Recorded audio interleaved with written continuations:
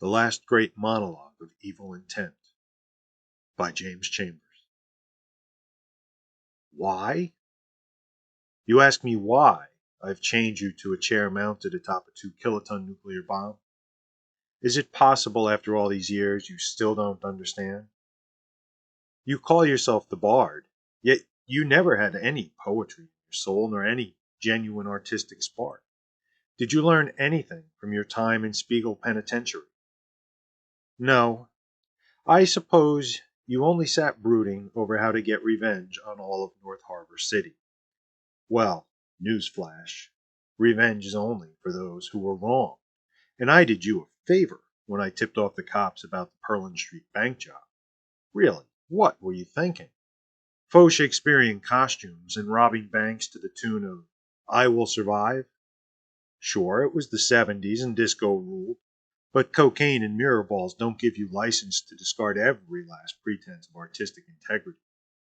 It was always about the money for you, never about the showmanship or the crime. You missed the point completely. There is no great crime without a great performance. We're not simple-minded thugs snatching purses from old ladies. We're not muggers knocking down businessmen for their wallets, or sweaty-palmed suits embezzling from tech firms, or transit worker union bosses pillaging the public to line their pension funds. The moment you put on a costume, you become something more. We are not criminals. We are criminal masterminds, lords of crime, performing audacious acts of lawlessness to stun the city breathless with our passion. North Harbor is our stage, and if you don't leave your heart bleeding on that stage every time you step onto it, you're just another greedy mook, too lazy to make an honest living.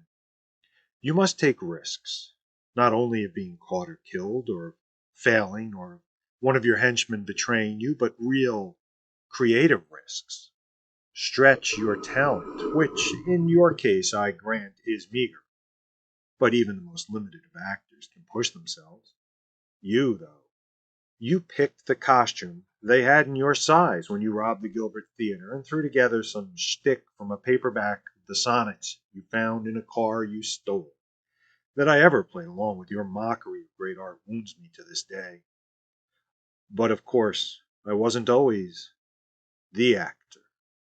Long ago, I was only an actor, and I admit you took me in when no one else would. I'm sorry, what's that? The gag makes it hard for me to understand you. Oh, the countdown clock. Don't worry about that.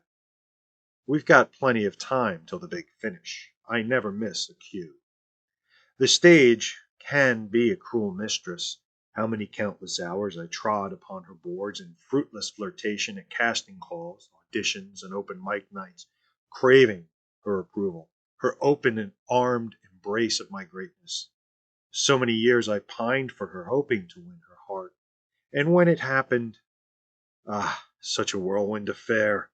She brought me under her wing, understudy to the great Nick Milligan, lead in a play so daring it courted controversy before our first rehearsal. I thought myself content as her concubine, when the unthinkable happened. Sad Nick Milligan tragically throwing himself in front of a subway train on the eve of opening night. The simple, poignant note found in his dressing room. I'm so sorry, but I'm not worthy of the part. An outpouring of grief swept the city, and yet the show must go on. I stepped into that baleful spotlight before so many eyes, burning with resentment because the stage tossed away her tired old fling and chose me. In but a single performance, I owned the part. The haters forgot Nick Milligan before the curtain fell, and thanks to an airtight alibi, no one ever suspected my hands had scripted Nick's demise. The play ran for weeks. Offers rolled in. Musicals, dramas, television, film, an invitation to guest lecture at the Royal Academy of Dramatic Arts. I turned it all down. I courted only greatness, demanded to work with the best. My agent kicked and screamed. All he saw was payday after payday, lined up like ducks in a row. But I knew better. I held out until the right roles came. They rewrote Wait Until Dark for me, and I hired a doctor to put drops in my eyes that blinded me for every performance. I played the Elephant Man, using only secret makeup techniques passed down from Lon Chaney. I branded my arms live on stage with a red-hot iron as Neville in the cold room. Everything I touched became a hit. Do you know how my colleagues rewarded me? With envy, with viciousness, with gossip, betrayal, and scorn. They called me difficult to work with and too demanding. Other actors complained I treated them like dogs, and the stage crews worse. Directors bitched about how I refused to take direction. My enemies spread lies about me, taking certain liberties with unwilling young starlets. Crass rumors. But the offers dried up. My agent and accountant wiped me out and left me with nothing. I wound up on the street, destitute in torn blue jeans and an Elizabethan coat stolen from wardrobe, and that is when you found me. So much happened while you sat in that cell. If you'd made even half as much effort as your henchmen to respect Shakespeare, rehearsed with us when I coached them, most likely I'd still be living in your shadow, one of your troupe of terror. In that sense, I suppose I owe you for reminding me how pointless and shallow my existence had become. After the constabulary pinched you and the rest of the troupe, I took time to find myself. I henched for King Conga. Great music. But the king lacked vision. He played the same four numbers over and over. Crowd pleasers, true. But how long can you go on, resting on past laurels? Who wants to be the Tom Jones of crime? Professor Solar hired me as one of his sunbeams. My coaching so brightened all the other sunbeams, the professor promoted me from sunbeam number 3 to sunbeam number 1. But all my advice for honing our performance ultimately fell on deaf ears. The professor ordered the other sunbeams to teach me my place, but I was ready for it. I sent them back to him in such a wretched and ruined state that he fled North Harbor. Last I heard, he'd opened a tanning salon in Salt Lake City. I henched for the Flying Fish after that, then the Singing Ghost, then the Vault Roach, and Hothouse, Lady Prism, and even the Dictionary. I made them all look brilliant. I coached my fellow henchfolk in the true craft, and stage managed every aspect of our crimes. They learned how to mark a cue, how to emote, how to command the attention of their audience. We kindled an unparalleled crime wave. The city lived on the edge of its seat, and we raked in the rewards in riches and unspoken accolades. Though publicly they condemned us, I know in my heart they all secretly loved the awe we brought to their mundane lives. Think about it. You're online at the bank to deposit the same paltry paycheck you've deposited every week for 10 years, dreaming of the day you bank enough dough to take a trip to Maui, knowing it'll never happen. When the doors burst open and in walks Face Card and the marked deck, sure, for the next 10 minutes you're on the floor pissing yourself while Suicide Jack holds a shotgun to your head, but a week from then, you'll be at your rich cousin's house, upstaging him for the first time since the third grade, with your story about how you almost died at the hands of one of North Harbor's most infamous villains. You're going to dine out on that one into the next decade. That's well worth a little pee in the undies and a few $100,000 in federally insured bankroll, isn't it? Doesn't that make us the real heroes? That's where you went so wrong, Bard. You thought it was about you, what music you liked, what costumes you could throw together. But it's about them. We are no different from movie stars, superstar athletes, politicians, or captains of industry. If we entertain or enrich them enough, the public looks the other way when we rob, rape, and murder. Every crime boss who hired me became a legend. Snowblower, Bomb Squab, Linda Larceny, Hyperpunch, Creature Feature, Madam Hatter, even Dewey Decimate, stealing rare books from libraries. Can you imagine? The entire NHPD outwitted by Dewey Decimate. I molded them all into criminal icons to fill nightmares and wax museums for decades to come. And you know what thanks I got? What recognition? None. My cut of the take, sure, but like Professor Solar, they tried to smack me down whenever I demanded fair credit or a partnership. Was it asking too much to become Creature Feature and B-Movie, or Hyper Punch and Judy, or Madam Hatter and the Red Queen? I really wanted to rob a bank and drag, but you can't just throw something like that into a show. It has to have an internal logic, some gravitas. Well, I wised up after a while. Why was I wasting my life acting for these small-minded hacks when I possessed the talent and intelligence to change the face of crime forever? It is said those who can, do, and those who cannot, teach. But no. Truly great teachers have mastered their art to a level no student can contemplate when they begin their education. I used my mastery to open the Actors Studio for henching and criminal stagecraft. My first graduating class of 12 made waves fast. 4 went to work as lab rats for Linus Appalling. 3 joined the ranks of the pit boss's double dealers. 2 strapped on parachutes for the skydiver, and the rest became clowns for the rodeo rustler, all of whom went on to pull the biggest jobs of their careers. Word spread, my classes grew, the criminal community coveted my graduates. So-called masterminds wined and dined me, and wannabes hoped some of my greatness would rub off on them. The street pharaoh and the wild huntsman were the first to ask me to train entire hench teams exclusively for them. The tuition I charged for that, let's say it gave new meaning to the phrase set for life. Fees, bonuses, and 10% of their take in perpetuity. And they paid it eagerly. My school became an underworld fixture, and I stepped into my greatest role yet, the actor. I do owe you, dear Bard, for sending me down this path. I truly wish you hadn't come knocking on my door yesterday with your machine gun mandolin. I hate so much to have to kill you. But what good would it do to send you back to prison? You didn't learn the first time. You are my greatest failure. All the time I spent trying to up the ante, raise the standards, and provide my beloved North Harbor with the class of criminal it deserves led me to this. Now, my philosophy of crime rules the streets. If your bank is robbed, your charity fundraising gala held up, your visiting royalty kidnapped, or your most precious historical artifacts pilfered, you can damn well bet one of my alumni had a hand in it, and you're going to be well entertained while you're victimized. No criminal tries anything more daring than shoplifting a candy bar without one of my people on their crew. I won't be modest. They make me proud. I taught them well. Without me, they'd all be common thugs and gangbangers. But what they've done with my teachings, it takes my breath away sometimes. Even some of those stalwarts of justice have hired me. The criminals have been beating them so badly, they want to fight fire with fire.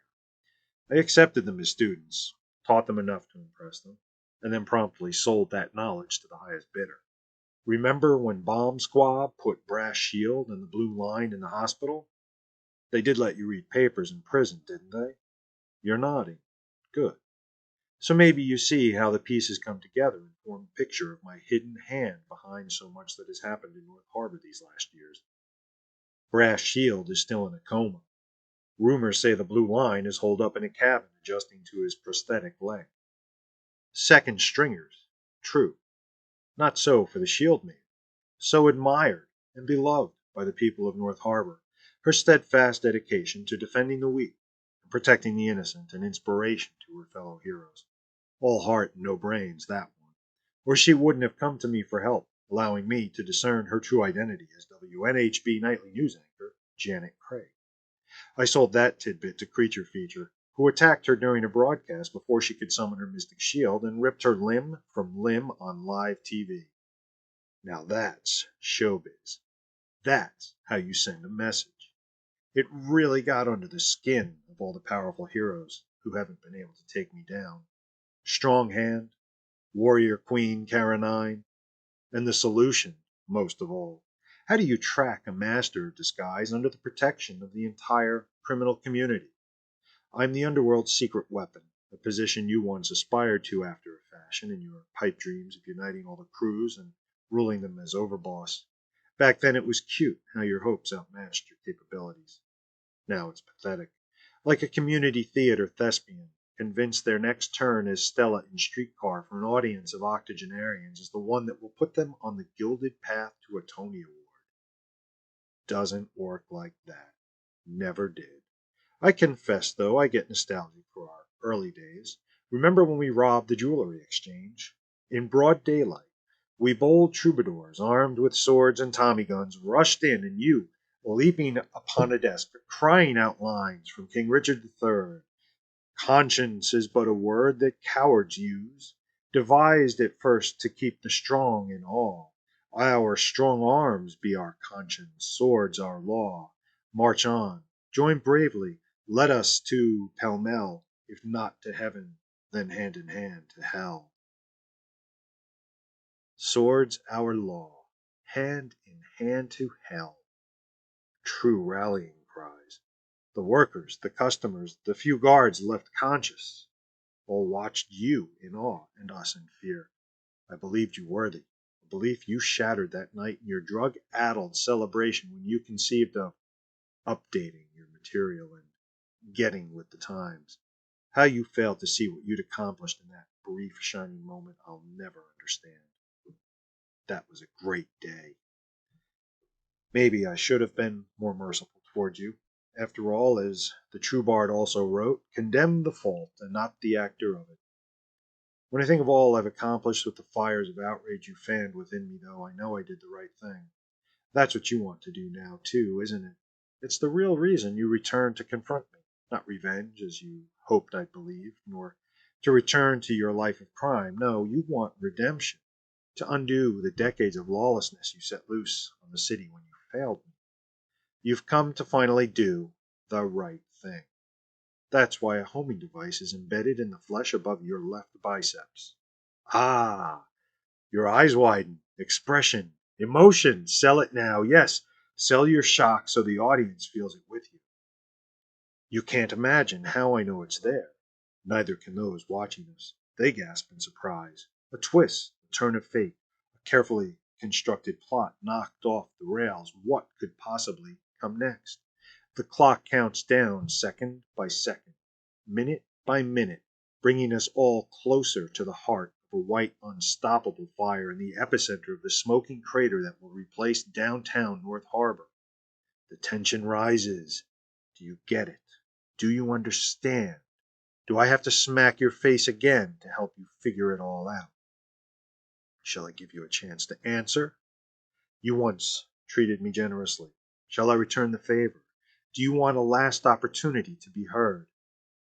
Ah, you flinch from the explosions above us, the crash of buildings collapsing, the ground shaking, the power of gods and near gods and ordinary humans armed with extraordinary weapons battling for the soul of a city.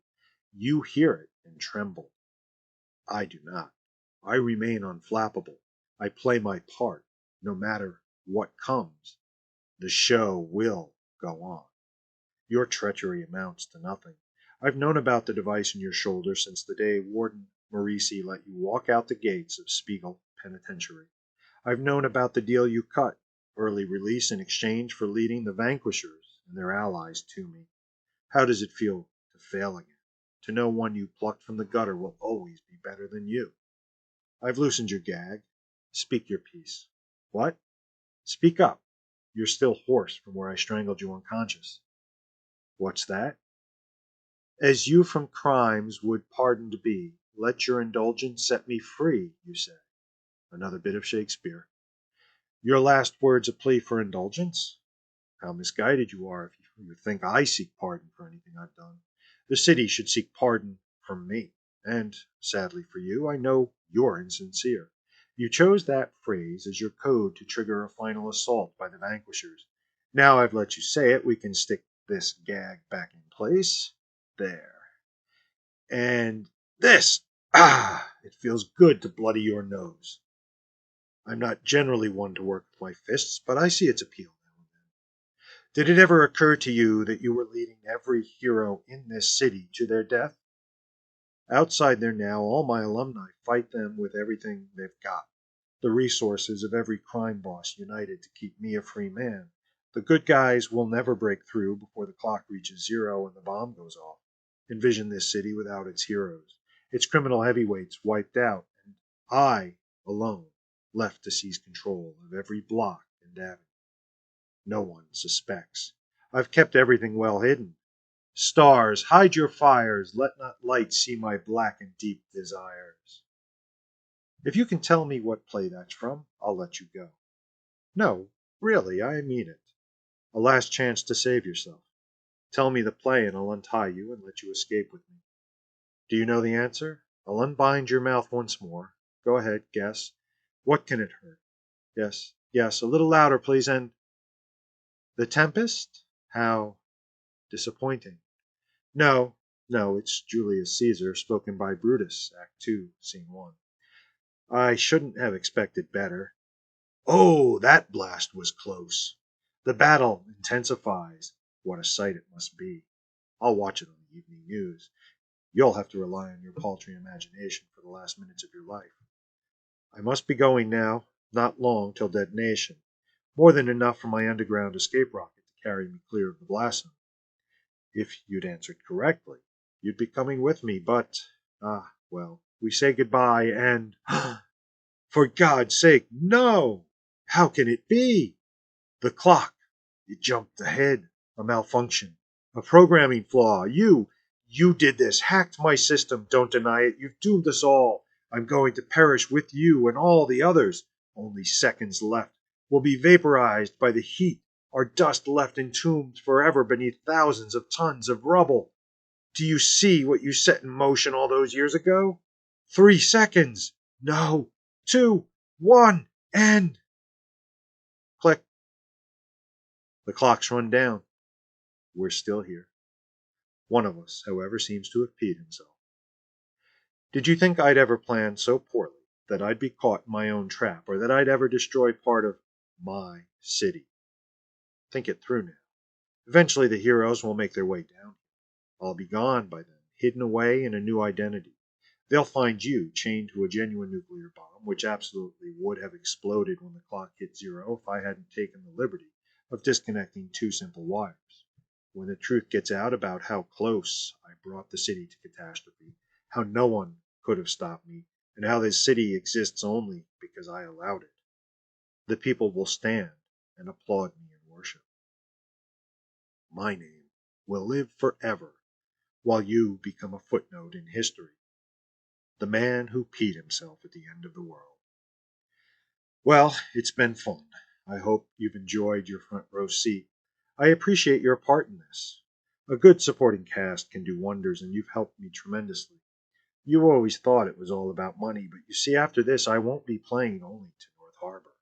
To paraphrase, all the world's my stage, and all the men and women merely my players. They have their exits and entrances, and one man in his time rules many parts. I'm playing for the world now. Everyone, everywhere, will watch my every performance. What greater goal could any actor have?